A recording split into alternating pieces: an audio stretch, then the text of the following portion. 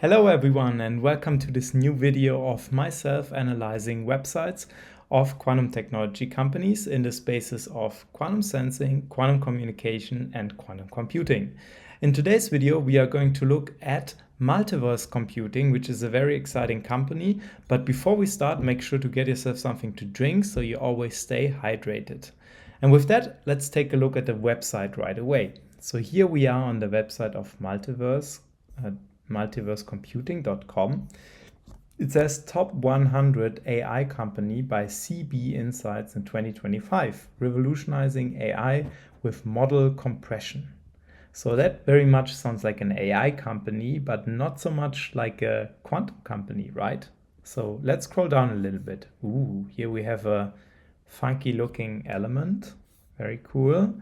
Then it says Compactify AI, an AI model compressor, and it has this cool element that moves with my mouse cursor here. It says the AI compressor to make AI systems faster, cheaper, and energy efficient. So it's all about AI here. It says cost savings, privacy, speed, and sustainability. Calculate your expected savings from Compactive AI. Explore Compactive AI, calculate now. Okay, then we have this cool element again, and here it says Singularity, our platform to deliver our AI and optimization proprietary algorithms. So powerful, deployable, and intuitive. Okay, so Singularity is like the platform behind what we saw before. We excel in two challenges, artificial intelligence and green transition. So what is meant by that? Let's first take a look at artificial intelligence. The computational cost of deep learning is exploding. The cost of training the latest LLMs, which is large language models, like for example ChatGPT or the Gemini from Google or the whatever, I mean there are many of them out now, can reach up to 100 million US dollars and is forecasted to double every 10 months. We won't be able to train next AI models without a new technological paradigm. Okay, so basically the statement is these data centers and the cost that is related to creating new AI models, that is going to explode. And the idea is, or the underlying theorem is, in order to create a smarter AI, in order to create a better AI, we need a bigger model. So we need to train it more. We need to put more compute on it and it will become more expensive. And what Multiverse Computing is saying is they have a solution or an idea which is completely different from the current paradigm that we have in training these models, which can make it more cost efficient. Then on the other hand, we have here the green transition. It says key problems such as electrical distribution and renewable energies, battery design, and hydrogen production cannot efficiently be solved without new algorithms for optimization and AI. Multiverse Computing is spearheading new solutions to tackle these challenges. So here it very much targets specific problems related to this green revolution. So it includes renewable energies, battery design, hydrogen production,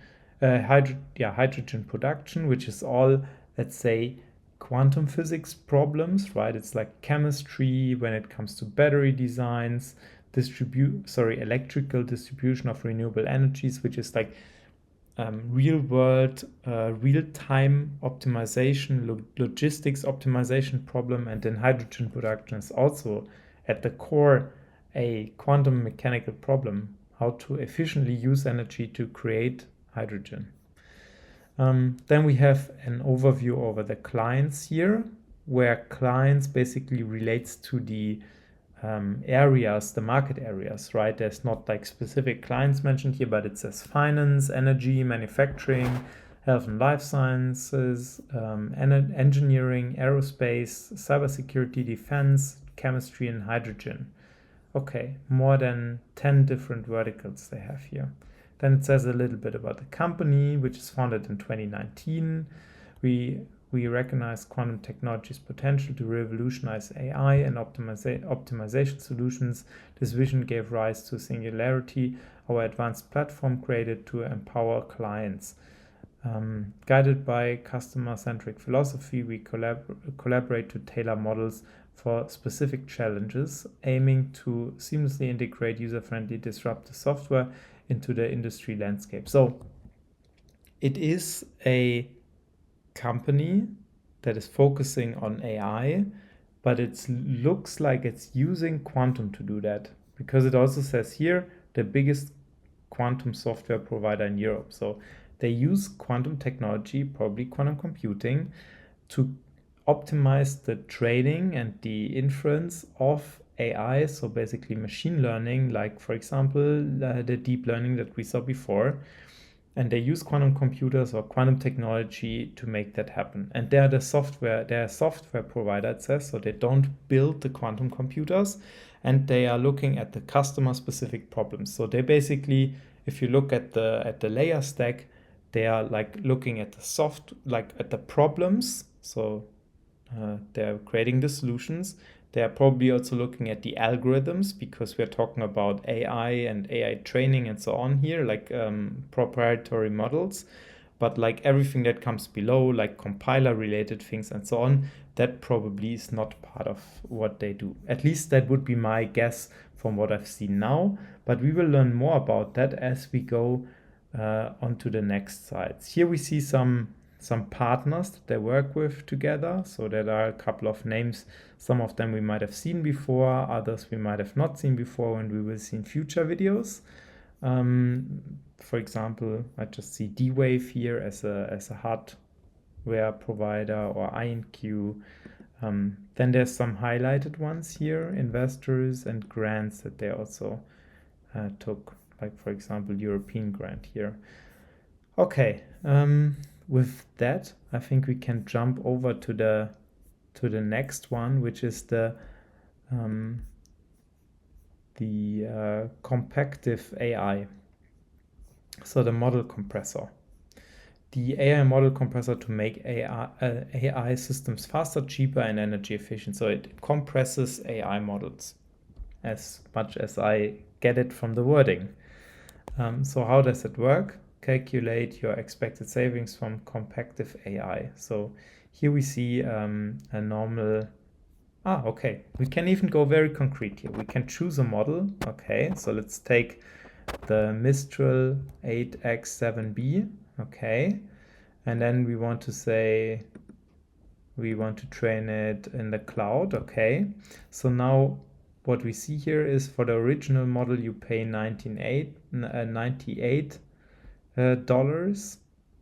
And then if you go for the compressed one, so compressed model by compactive AI, it's 31, and it uses less energy. So it goes from 5,600 to 2,400 watts.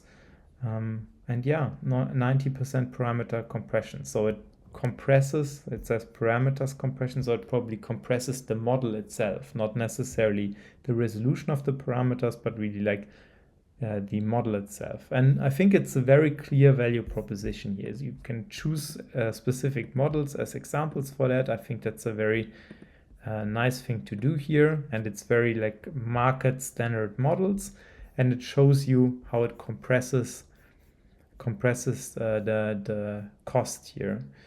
However, what I'm not sure about is, does it compress the cost on inference, or is it more on the training side of things? I would guess it's the training side of things from what I saw before.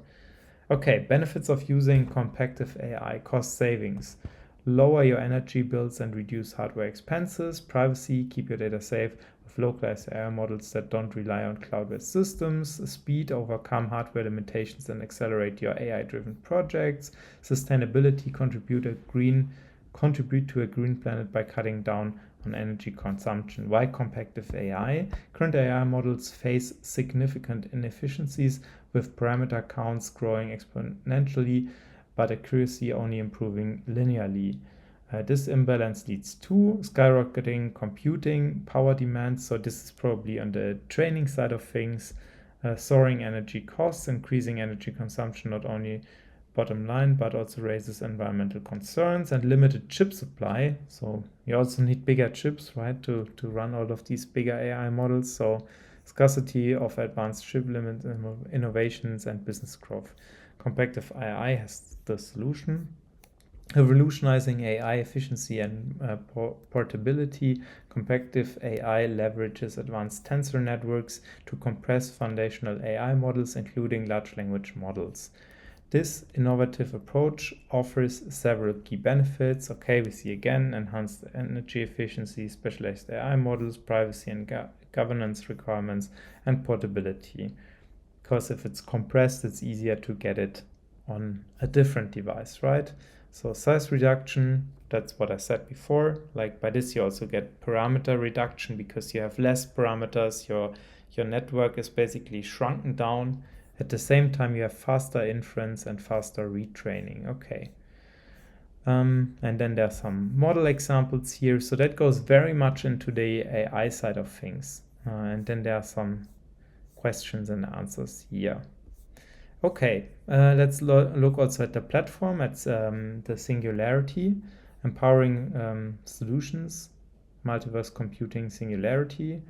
Our collaborative approach with customers drives the development of Singularity. Our purpose-built software platform integrates seamlessly into industrial value chains and addresses production challenges efficiently. Singularity features diverse high and low-level APIs for flexible, user-friendly experience.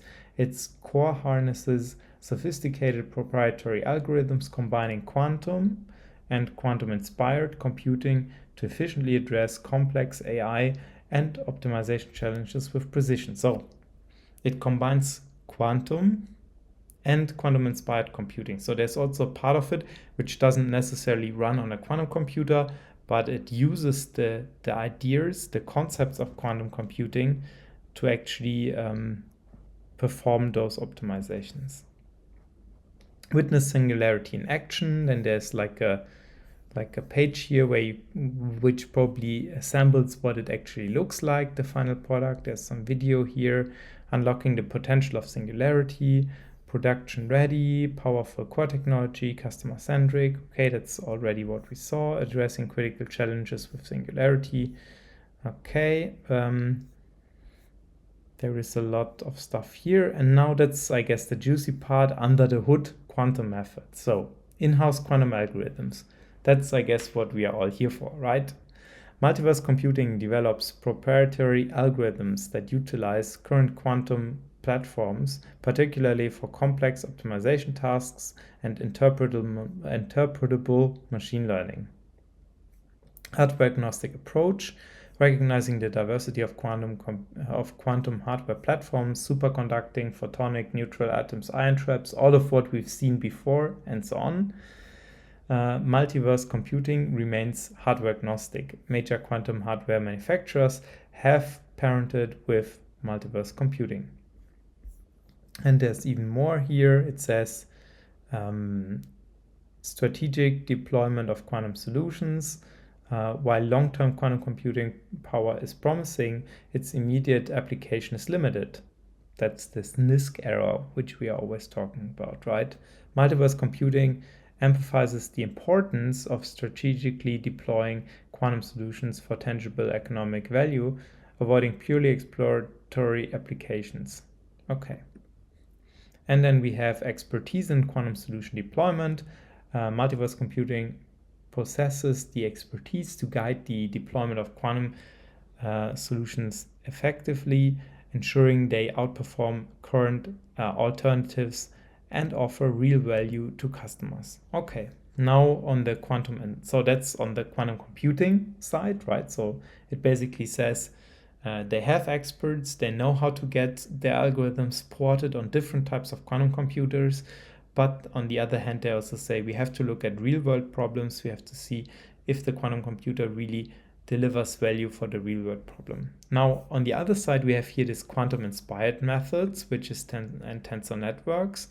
And here it talks about using the ideas of quantum algorithms, but deploying them on classical hardware. So let's take a look at that as well. It says classical quantum-inspired approaches, quantum-inspired methods such as tensor networks are employed on non-quantum computers, FPGAs, which is for field programmable gate arrays, laptops, and supercomputers. These methods are designed based on insights from how quantum computers manipulate information. Then we have diverse quantum-inspired approaches. Various families of quantum-inspired computing exist, including tensor networks, digital annealing, parallel tampering, population annealing, and a quantum-inspired Monte Carlo. So these are all different types of ideas and different types of implementations of those quantum systems and classical places. So we know, for example, the quantum annealers here, which have this digital annealing and the population annealing, and then there's also the classical Monte Carlo, which is already being used in many types of simulations nowadays, and there's a quantum version of this Monte Carlo as well. And I can do a video if you are interested in this. I can do a specific video on what this whole Monte Carlo stuff is about and what this annealing is about. Just let me know down in the comments below, and then we will do that.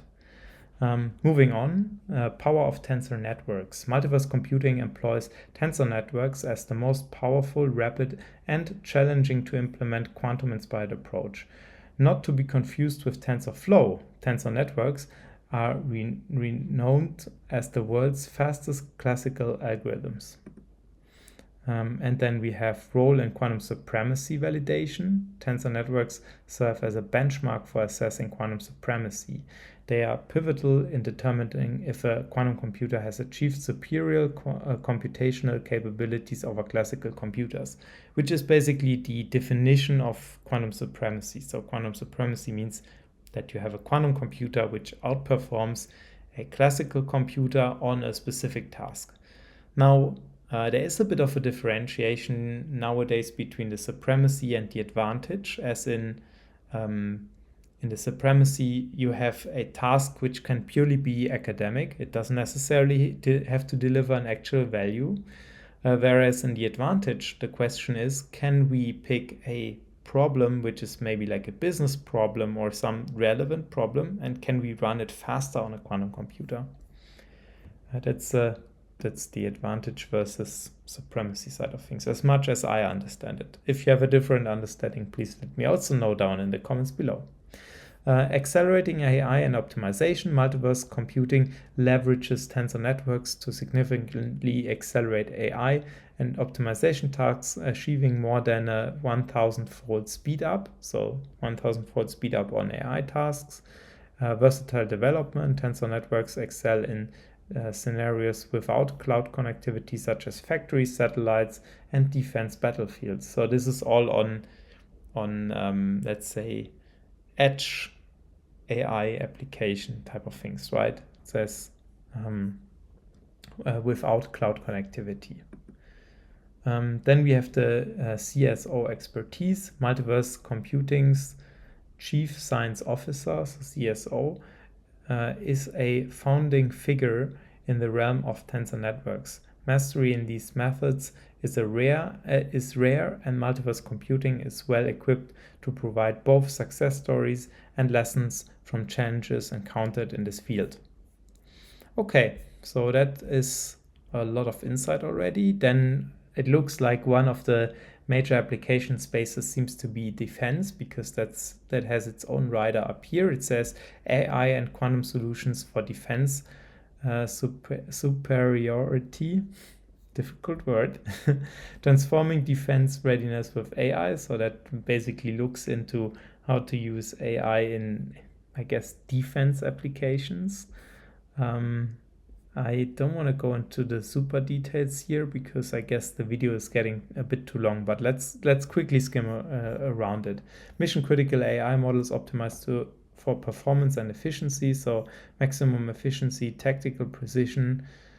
And then we have edge ready AI without the trade-offs. So basically, by being able to compress these AI models into these smaller networks, can also put them into the machines that are that don't have access to the cloud, like for example aerospace, or that should not have access to the cloud, like surveillance, because you don't want to stream data from surveillance cameras all the way through the internet, threat detection, logistics optimization, autonomous systems, and so on. And then we have smarter decisions built for the battlefield. So this is about, using AI to make strategically informed, complex decisions in, I guess, defense scenarios.